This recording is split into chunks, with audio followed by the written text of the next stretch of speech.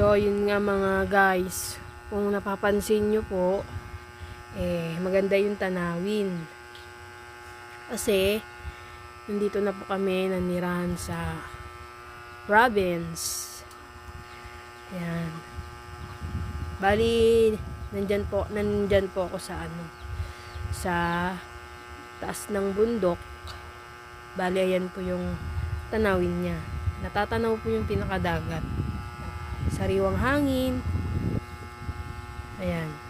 Huwag niyong kalimutan na mag-subscribe sa channel namin guys. Lynn and Jing channel.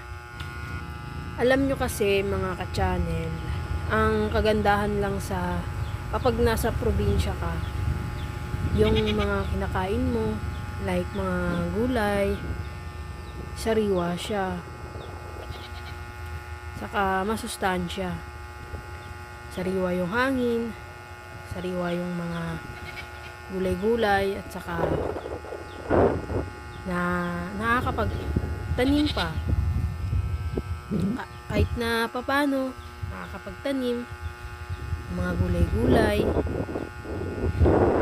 So, sa ngayon, ayan na lang po muna for today's vlog.